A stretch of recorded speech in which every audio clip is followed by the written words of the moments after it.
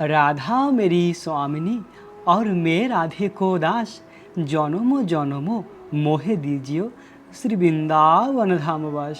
রাধে রাধে। জয় জয় পুরুষোত্তম মাস কি। পুরুষোত্তম মাসের ব্রত আমরা কবে পালন করব? পুরুষোত্তম মাসের অপার মহিমা রয়েছে। সকল মাসের মধ্যে সর্বশ্রেষ্ঠ মাস হলো পুরুষোত্তম মাস। পুরুষোত্তম মাসের ব্রত আমরা কিভাবে পালন করব?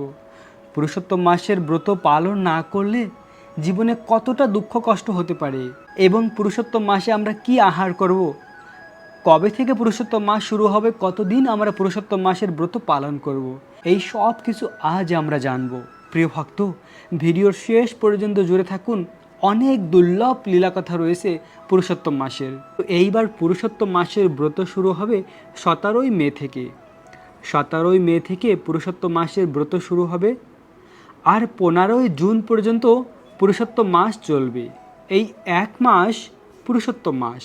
তো কেউ চাইলে 16 তারিখ থেকেও পুরুষোত্তম মাসের ব্রত শুরু করতে পারেন, কেননা 16 তারিখে 3টা পবিত্র তিথি রয়েছে আর অমাবস্যাও রয়েছে। অবশ্যই 16 তারিখে সকলে সংকল্প গ্রহণ করুন, ওই দিন থেকেই শুরু করুন। আগামী এক মাস পর্যন্ত, 15ই জুন পর্যন্ত, এই এক মাস হলো পুরুষোত্তম মাস। অতি মহিমান্বিত এই মাসের ব্রত পালন করলে আমরা কি ফল প্রাপ্ত হব, এই সব কিছু আমরা জানব। পুরুষোত্তম মাসে যদি কেউ একবার গঙ্গা স্নান করেন, তাহলে তিনি 12,000 বছর গঙ্গায় স্নান করার ফল প্রাপ্ত হয়। ভেবে দেখুন কত মহিমা। তাই আপনাদের বাড়ির আশেপাশে যদি গঙ্গা থাকে কিংবা যমুনা থাকে, অবশ্যই গঙ্গা স্নান করুন। পুরুষোত্তম মাসে যদি কেউ একবার গঙ্গায় গিয়ে স্নান করেন, তাহলে এভাবে তিনি 12,000 বছর গঙ্গায় স্নান করার ফল প্রাপ্ত হতে পারে।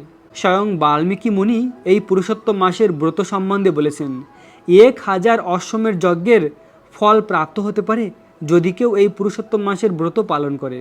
স্বয়ং নারদমণি বলেছেন এই পুরুষোত্তম মাসের ব্রতের মহিমা। ভগবানের দিব্য ধাম গোলক বৃন্দাবন লাভ করা যায় এই পুরুষোত্তম মাসের ব্রত পালন করার মাধ্যমে। এই পুরুষোত্তম মাসের ব্রত 3 ভাবেই পালন করা যায়। সর্বপ্রথমে যেটি রয়েছে কঠোর তপস্যা, শুধুমাত্র ফল আহার করে 1 মাস এই ব্রত পালন করা, সকালে এবং বিকেলে 2 বার।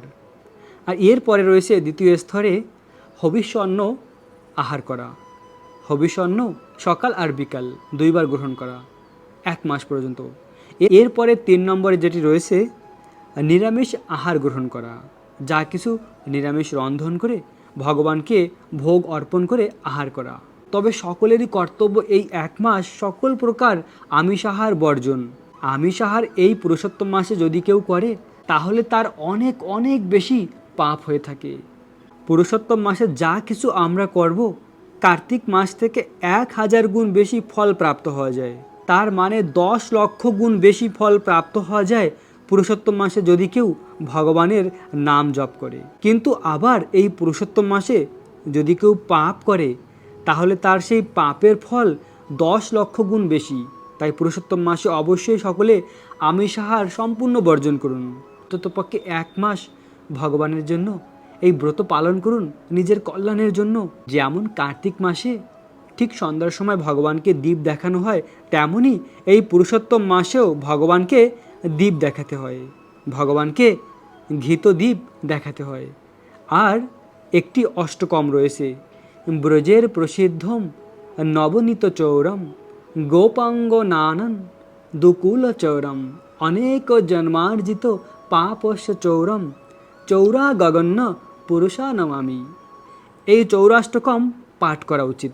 প্রতিদিন সকাল এবং বিকালে এই চৌরাষ্টকম পাঠ করুন আর ভগবানকে দীপ দান করুন। এই পুরুষোত্তম মাস এত মহিমান্বিত, অপরাধ পর্যন্ত ক্ষমা হয়ে যায়। আমরা জানি যে অপরাধ কখনো ক্ষমা হয় না, যার চরণে অপরাধ করে তার কাছে গিয়ে ক্ষমা ভিক্ষা করতে হয়। কিন্তু পুরুষোত্তম মাসের ব্রত পালন করলে নিষ্ঠা সহকারে সেই অপরাধ থেকেও মুক্ত হওয়া যায়। তো আমরা এই ভিডিওর শেষের দিকে জানবো পুরুষোত্তম মাসে কি আহার করা যাবে এবং কি আহার করা যাবে না। তো এখন আমরা এই পুরুষোত্তম মাস কবে থেকে শুরু হলো এবং পুরুষোত্তম মাস কতটা গুরুত্বপূর্ণ, সেটা আমরা শ্রবণ করব। নৈমিষ অরণ্যের ঋষিরা সুত গোস্বামীকে জিজ্ঞাসা করেছিলেন পুরুষোত্তম মাসের মহিমা। সুত গোস্বামী তখন বলেছেন যে আমি আমার গুরুদেব শুকদেব গোস্বামীর কাছে এই মহিমা কথা শ্রবণ করেছিলাম। আমার গুরুদেব শুকদেব গোস্বামী স্বয়ং নারদ মুনির কাছ থেকে সেই কথা শ্রবণ করেছিলেন। একবার স্বয়ং নারদ মুনি ভগবান বিষ্ণুকে প্রশ্ন করেছিলেন, জিজ্ঞাসা করেছিলেন পুরুষোত্তম মাসের মহিমা। তখন স্বয়ং নারায়ণ নারদ মুনিকে এই মহিমা বলেছিলেন। একজন ঋষি ছিলেন, ওই ঋষির নাম হলো মেধাবী ঋষি। আর মেধাবী ঋষির এক কন্যা ছিল। এক সময় ওই মেধাবী ঋষির পত্নী দেহান্তর হয়ে যায়, অবশেষে শুধু কন্যা থাকে তার। তো মেধাবী ঋষি তপস্যায় গিয়েছিলেন। তিনি তপস্যায় এতটাই লীন হয়েছেন ভগবানের আরাধনায়, তিনি ভুলেই গিয়েছেন তার এক কন্যা রয়েছে, তার কন্যা বাড়িতে ছিল। এদিকে ওই ঋষি তপস্যার পরে তারও দেহান্তর হলো। তো ওই কন্যাটির পিতা মাতা দুজনই ভগবানের ধাম প্রাপ্ত হয়েছে। সেই সময় কন্যাটি একা ছিল, তার কেউ ছিল না। কে তার বিবাহ দেবে? দুর্বাসা মুনি এসেছিল, আমি তোমার পিতার বন্ধু, আমি তোমাকে বরদান দিতে চাই।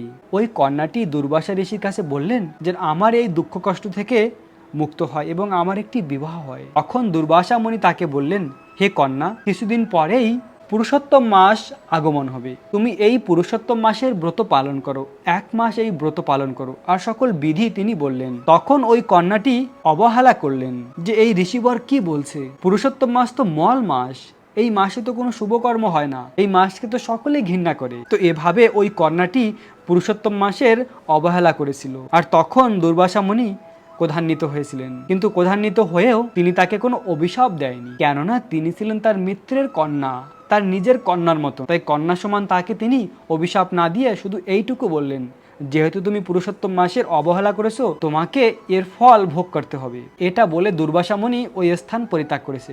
তখন ওই মেয়েটি কি করবে? এদিকে ঋষিবর তাকে বরদান না দিয়ে চলে গেলেন, আর তার কেউ নেই।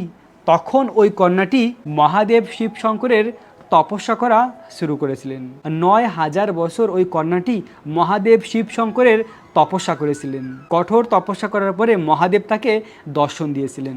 আর সেই সময় মহাদেব দর্শন দিয়ে ওই কন্যাটিকে বলেছিলেন, হে কন্যা, তুমি বরদান চাও আমার কাছে। ওই কন্যাটি মহাদেবের কাছে বরদান চেয়েছিল, আমার জন্য একটি পতি লাভ হয়। এভাবে মহাদেবকে দেখে এতটাই আবেগপ্রবণ হয়ে তিনি 5 বার একই কথা বলেছেন, আমার জন্য একটি বর প্রাপ্ত হয়, আমার জন্য একটি বর প্রাপ্ত হয়, 5 বার বলেছিলেন। আর মহাদেব শিব শঙ্কর বললেন, তথাস্তু, তোমার 5 জন বর প্রাপ্ত হবে। তখন ওই কন্যাটি বললেন, এটা কি করে সম্ভব, আমি তো একটি মাত্র বর চেয়েছি। তখন মহাদেব বললেন, যেহেতু তুমি 5 বার একই কথা বলেছো, তাই আমার কাছে যদি কেউ বরদান চায় আমি সেই বর দিয়ে থাকি। তো আমি যে বরদান দিয়েছি সেটা তো অবশ্যই হবে, কিন্তু তোমাকে এটা বলতে পারি, তোমার যে 5 বর তুমি প্রাপ্ত হবে তারা হবে ভগবানের অনন্য ভক্ত, সর্বপ্রকার গুণান্বিত হবেন তারা। কিন্তু তুমি যেহেতু পুরুষোত্তম মাসের অবহেলা করেছো, দুর্বাসা মুনির অবহেলা করেছো, তাই তোমাকে তার ফল ভোগ করতে হবে। তো এভাবে মহাদেব শিব শঙ্কর ওই কন্যাটিকে বরদান দিয়ে তিনি তার ধাম চলে গিয়েছে। তারপরে ওই কন্যাটির দেহান্তর হয়েছে, ওই জন্মে আর তিনি ওই বর প্রাপ্ত হয়নি। পরের জন্মে তিনি মহারাজ দ্রুপদের যজ্ঞস্থল থেকে প্রকাটিত হয়েছেন। যেহেতু দ্রুপদ মহারাজের কন্যা, তাই তার নাম হয়েছে দ্রৌপদী। আর তার একজন ভাইও প্রকাটিত হয়েছেন, দৃষ্টদ্যুম্ন। তো দ্রৌপদী প্রকাটিত হওয়ার পরে দ্রৌপদীর বিবাহ হয়েছিল পঞ্চ পাণ্ডবের সঙ্গে। যেহেতু মহাদেবের বরদান ছিল, পঞ্চ পাণ্ডবের সঙ্গে বিবাহ হওয়ার পরে দ্রৌপদীর জীবনে একের পর এক কষ্ট, দুঃখ। প্রথমে তার বস্ত্র হরণ হলো, সেখানে ভগবান তাকে রক্ষা করেছে। তারপরে বনবাসে একের পর এক অনেক অনেক কষ্ট ছিল। তারপরে বনবাসের সময় তো অসীম কষ্ট, এত কষ্ট দুঃখ দ্রৌপদী মহারানী পেয়েছে। ভগবানকে একবার বনবাস থাকাকালীন জিজ্ঞাসা করেছিলেন দ্রৌপদী দেবী আর পঞ্চপাণ্ডবেরা যে আমরা কেন এত কষ্ট দুঃখ পাচ্ছি। তখন ভগবান শ্রীকৃষ্ণ বললেন দ্রৌপদী মহারানীকে, যেহেতু তুমি পুরুষোত্তম মাসের অবহেলা করেছিলে, পুরুষোত্তম মাসের ব্রত পালন করনি, তাই তোমরা এত কষ্ট দুঃখ পাচ্ছ। তো পঞ্চপাণ্ডবরা তখন ভগবানকে বললেন, এই পুরুষোত্তম মাস কি? পুরুষোত্তম মাসের সম্বন্ধে তো আমরা জানি না, কি করে ব্রত পালন করব? তখন ভগবান তাদের পুরুষোত্তম মাসের সম্বন্ধে বললেন যে প্রতি 32 মাস পরে একটি মাস আগমন হয়। ওই মাসকে সাধারণ মানুষ মল মাস বলে থাকে, কিন্তু এই মাসটি সব থেকে পবিত্র। পুরুষোত্তম মাস, আর এই পুরুষোত্তম মাসের একজন দেবী রয়েছে। তো ভগবান বললেন আর কিছুদিন পরে পুরুষোত্তম মাসের আগমন হবে, তোমরা এই ব্রত পালন করো। এই ব্রত পালন করার মাধ্যমে তোমরা এই বনবাস থেকে মুক্তি লাভ করবে, আবার রাজ্য ফিরে পাবে। দ্রৌপদী মহারানীর জীবনের সকল কষ্ট দূর হয়ে যাবে। যে ব্রত পালন না করে অপরাধ করেছিল সেই অপরাধও কেটে যাবে এই ব্রত পালন করার মাধ্যমে। তো পঞ্চ পাণ্ডব আর দ্রৌপদী দেবী সকলে মিলে এই পুরুষোত্তম মাসের ব্রত পালন করেছিলেন। তারপরে তারা আবার রাজ্য ফিরে পেয়েছিলেন, সুখ শান্তি সব কিছু ফিরে পেয়েছিলেন। যেমন আমরা জানি 12টি মাস রয়েছে, 12টি মাসের আলাদা আলাদা সকল দেবী রয়েছে, এক একটি মাসের এক একজন দেবী রয়েছে। তো পুরুষোত্তম মাসের এক দেবী রয়েছে, তো ওই দেবীকে সকলে নিন্দা করে, সকলে তিরস্কার করে। তো পুরুষোত্তম মাসের এই দেবীটি অনেক দুঃখ কষ্ট নিয়ে ভগবানের আরাধনা করেছিল। তখন ভগবান বিষ্ণু তাকে দর্শন দিয়েছিল। ভগবানের কাছে তার কষ্টের কথা তিনি বলেছিলেন যে এভাবে এভাবে এই জগতের সকলে আমাকে তিরস্কার করে, আমার মাসকে ঘৃণা করে। তো ভগবান বিষ্ণু তাকে নিয়ে ভগবান শ্রীকৃষ্ণের কাছে গিয়েছিলেন গোলক বৃন্দাবনে। তো গোলক বৃন্দাবনে যখন প্রবেশ করেছে সেখানে তিনি দেখতে পেলেন অপরূপ সুন্দর গোলক বৃন্দাবন, যেখানে কোনো দুঃখ কষ্ট নেই, আর সেখানে শত সহস্র পর্বতের উপরে ভগবান শ্রীকৃষ্ণ রয়েছে। তো গোলক বৃন্দাবনে প্রবেশ করে পুরুষোত্তম মাস আর ভগবান বিষ্ণু, যেখানে ভগবান রয়েছে শত সহস্র পর্বতের উপরে রাধা আর কৃষ্ণ রয়েছে, আর ওদিকে সখীরা রয়েছে রাধা কৃষ্ণের সেবা করার জন্য। তো ভগবান বিষ্ণুকে দেখে ভগবান শ্রীকৃষ্ণ তার কাছে এলেন। তখন ভগবান বিষ্ণু ভগবান কৃষ্ণের কাছে পুরুষোত্তম দেবীর সম্বন্ধে বললেন যে ইনি হলেন অধিক মাস, এই জগতে সবাই একে তিরস্কার করে। তো অতি দুঃখ কষ্ট নিয়ে হে ভগবান, এখন এই অধিক মাস তোমার শরণ নিয়েছে, তোমার কাছে এসেছে, তুমি একে এর দুঃখ কষ্ট থেকে মুক্ত করো। তখন ভগবানের কাছেও ওই দেবী তার দুঃখের কথা যা ছিল সব কিছু বলেছে। তো ভগবান শ্রীকৃষ্ণ ওই দেবীকে বললেন আমার ধামে যে একবার প্রবেশ করে তার আর কোনো দুঃখ কষ্ট থাকে না, তুমি সকল শোক মোহ থেকে মুক্ত হয়ে যাও। আমি তোমাকে বরদান দেব, এমন বরদান তোমাকে দেব যা আজ অবধি কেউ প্রাপ্ত হয়নি। আর তোমাকে এতটাই মহিমান্বিত করব যে এই সংসারের কোনো মাস তোমার মতো মহিমান্বিত হবে না, এমনকি কার্তিক মাসও নয়। কার্তিক মাস আমার অত্যন্ত প্রিয়, কিন্তু সেই কার্তিক মাসের থেকেও আরও পবিত্র, আরও মহিমান্বিত হবে তোমার এই পুরুষোত্তম মাস। না, আমি তোমাকে বরদান দিই, এখন থেকে তোমার এই মল মাস অধিক মাসকে এই জগৎবাসী পুরুষোত্তম মাস নামে জানবে, আর আমার থেকে অভিন্ন হবে তোমার এই মাস। তো তখন ভগবান শ্রীকৃষ্ণ যত প্রকার বরদান ছিল সব কিছু পুরুষোত্তম মাসকে দিয়েছিল, সকল প্রকার বরদান দিয়েছিল। তাই ভগবানকে বলা হয় বরদরাজ, সকল বরদাতার মালিক হলো ভগবান। দেবতাদের যদি কেউ পূজা করে, দেবতারা স্বতন্ত্রভাবে কাউকে বরদান দিতে পারে না বা কিছু দান করতে পারে না, ভগবানের অনুমতির মাধ্যমেই দেবতারা কাউকে কিছু দিতে পারে। তো এটা অনেকে না জেনে পূজা করে থাকে দেবদেবীর। আসলে সকল কিছু ভগবানের পারমিশনের মাধ্যমে পাওয়া যায়। একবার বৃত্তাসুরের ভয়ে পুরো দেবতারা অনেক কাতর সহকারে ভগবানের কাছে প্রার্থনা করেছিল। দেবতারা নিজেরাই বলেছে, হে ভগবান, তুমি হলে আদি অনাদি, সকল কিছু উৎস এবং সকল কিছু দানের মালিক, তুমি সকল বরদাতা। হে ভগবান পরম দয়ালু, এখন তুমি আমাদের রক্ষা করো। কাতর সহকারে তারা প্রার্থনা করেছিল, তুমি ছাড়া রক্ষা করার আর কেউ নেই। তো আমরা দেব দেবীর পূজা করে থাকি, কিন্তু দেব দেবীরা যখন বিপদে পড়ে তখন তারাও ভগবানের কাছে কাতর সহকারে প্রার্থনা করে, আর ভগবান তাদের রক্ষা করে। তো বৃত্তাসুরের লীলায় আমরা দেখতে পাই তারা আর কোনো উপায় না দেখে ভগবানের কাছে এমন কাতর সহকারে প্রার্থনা করেছিল। আর সেই প্রার্থনা অনেক সুন্দর, কেননা দেবতারাও ভগবানের বিভূতি শক্তি, তারাও অনেক মহান। তো তারাও ভগবানের কৃপা বিনা কাউকে কিছু দিতে পারে না। তো সেই ভগবান শ্রীকৃষ্ণের কাছে যখন এই দেবী গিয়েছেন, পুরুষোত্তম মাসের এই দেবী, তাকে ভগবান বলেছেন, হে দেবী, আজ থেকে তোমার আর কোনো দুঃখ কষ্ট থাকবে না, তোমার এই মাসকে আমার নামে জানবে। আমার একটি নাম হলো পুরুষোত্তম, আমার নামের সঙ্গে তোমার এই মাসের নাম হবে পুরুষোত্তম, আর আমার থেকে অভিন্ন হবে। এই পুরুষোত্তম মাসের ব্রত যারা পালন করবে তারা আমার এই নিত্যধাম গোলক বৃন্দাবন প্রাপ্ত হবে। প্রিয় ভক্ত, একটি গোপনীয় তত্ত্ব আপনাদেরকে বলি।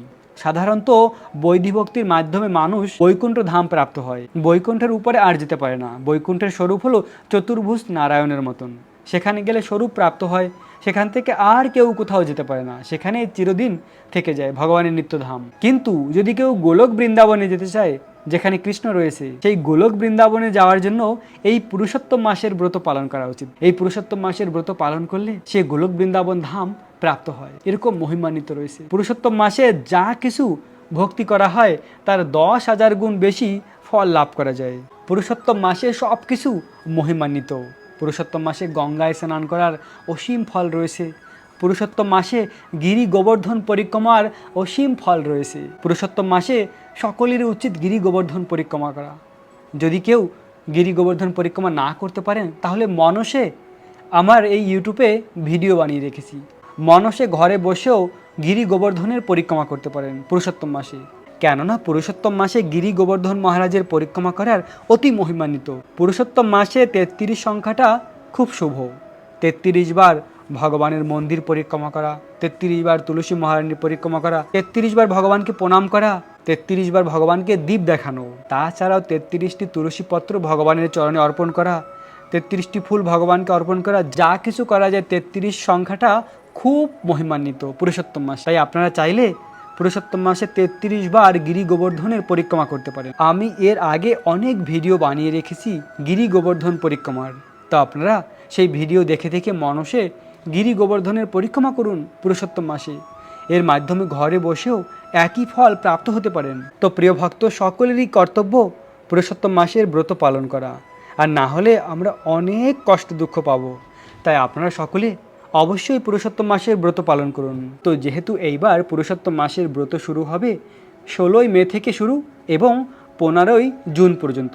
16 তারিখে আমরা সকলে সংকল্প গ্রহণ করব, 15ই জুন পর্যন্ত এই 1 মাস ব্রত পালন করব।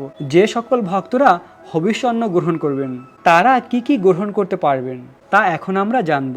প্রথমে রয়েছে ঘি, আতপ চাল, মুগ ডাল, জব, আদা, আলু, মিষ্টি আলু, কাঁচকলা, ফুলকপি, কন্দমূল, শাক, আলু, মটর, কাউন, শ্যামাদানা, সাবুদানা, কাজু বাদাম, কাঠবাদাম, কিশমিশ, বাদাম, বাদাম সেদ্ধ এবং কলা, লেবু, এই সকল প্রকার ফল গ্রহণ করতে পারবেন। তো হবিষ্যান্ন গ্রহণ করার নিয়ম হলো একবার সকালে আর একবার বিকালে, সূর্য ডোবার আগে দুবার হবিষ্যান্ন গ্রহণ করতে পারেন। সকল প্রকার মশলা বর্জন। কেউ চাইলে কাঁচা লঙ্কা নিতে পারে। তো এভাবে চাল ডাল সিদ্ধ করে তার সঙ্গে ব্রতের যে নুন রয়েছে তা ব্যবহার করা, একাদশীর নুন। তো এভাবে সকাল আর বিকাল এই হবিষ্যান্ন গ্রহণ করতে পারেন। তো যারা ফল আর দুধ আহার করে ব্রত পালন করতে চান তারা মাখন তুলে নেওয়ার পরে যে দুধ, সেই দুধ পান করতে পারেন। আম, কাঁঠাল, আঙ্গুর, আপেল, কমলা, মাল, লেবু, লেবুর রস, ইক্ষু, আখের জুস, তেঁতুল, আতা, আমলকি এবং বাড়িতে বানানো খাঁটি দই, ছানা, মাখন, এই সকল কিছু গ্রহণ করতে পারেন। তো শুধুমাত্র ফল আহার করে এই 1 মাস ব্রত পালন করা সর্বশ্রেষ্ঠ। তো যারা আমিষ আহার করেন তারা কমসে কম এই 1 মাস নিরামিষ আহার গ্রহণ করুন। তো ব্রত পালনের হবিষ্যান্নে যা কিছু বর্জনীয় রয়েছে, যারা হবিষ্যান্ন গ্রহণ করবেন তারা কি কি বর্জন করবেন। প্রথমে তেল, মশলা, পাঁচফোড়ন, সাধারণ নুন, সিম, বরবটি, গাজর, মূলা, বেগুন, সজনে, লাউ, ছোলা, মুসুর, মাসকালাই, তিল, সরিষা, মধু। তো এই সকল বর্জনীয় হবিষ্যান্ন গ্রহণে। তো যারা ব্রত পালন করবেন বহু বীজ জাতীয় ফল গ্রহণ না করলেই ভালো। ব্রত পালন করে পরনিন্দা, পরচর্চা, আমিষ আহার এই সকল কিছু বর্জনীয় এবং সকলেরই এই 1 মাস ব্রহ্মচর্য পালন করা উচিত। এমনকি যদি কেউ স্বামী স্ত্রীও হয়ে থাকে তাদেরও ব্রহ্মচর্য পালন করা উচিত। মাটিতে শয়ন করা উচিত। তপস্যার মাধ্যমেই ভগবানকে প্রসন্ন করা যায়। সকলের জন্য যা কিছু বর্জনীয়, সিম, বরবটি, বেগুন, গাজর, মূলা, মাসকালাই ডাল, কলমি শাক, পেঁয়াজ, রসুন, মুসুর ডাল, মাছ, মাংস, ডিম, চা, কফি, বিড়ি, নেশাদ্রব্য, সকল জাতীয় দ্রব্য, দ্রুতক্রিয়া, মৈথুন, এই সকল বর্জনীয় সম্পূর্ণরূপে। তো প্রিয় ভক্ত, এই 1 মাস পর্যন্ত আপনারা সকলে বেশি বেশি করে ভগবানের ভক্তি করুন। অনেক অনেক বেশি ডিসকাউন্ট দিয়েছে ভগবান, অসীম ফল লাভ করা যায়, 10,000 গুণ বেশি ফল প্রাপ্ত হওয়া যায় এই পুরুষোত্তম মাসে আমরা যা কিছু করি। তো পুরুষোত্তম মাসে সকলে ব্রহ্ম মুহূর্তে ঘুম থেকে উঠুন, 4টার সময় ঘুম থেকে উঠে স্নান করুন। তো এভাবে এই পবিত্র পুরুষোত্তম মাসের ব্রত আমাদের সকলেরই পালন করা কর্তব্য। তো আমরা সকলেই জেনেছি কবে থেকে কবে এই ব্রত পালন হবে। এই ব্রত পালন করার বিধি খুবই সহজে পালন করা যায়, অনেক কঠিন কিছুই নয়। যে আমাদের দৈনিক ভক্তি রয়েছে তেমনই ভক্তি, আর কিছু নয়। তবে কি এই 1টি মাস সকল প্রকার সংযম রাখা, পাপ না করা, মিথ্যা কথা না বলা, অপরাধ না করা, এর মাধ্যমেই সঠিক ফল আমরা প্রাপ্ত হব। প্রিয় ভক্ত, আপনারা সকলে এই পুরুষোত্তম মাসের ব্রত পালন করে পুরুষোত্তম দেবীর বিশেষ কৃপা লাভ করুন। ভগবানের খুব প্রিয় এই মাস। সকলকে পুরুষোত্তম মাসের অনেক অনেক শুভেচ্ছা, অভিনন্দন। রাখবেন নিজেদের অনেক অনেক যত্ন, থাকবেন কৃষ্ণ ভাবনাময়। রাধে রাধে।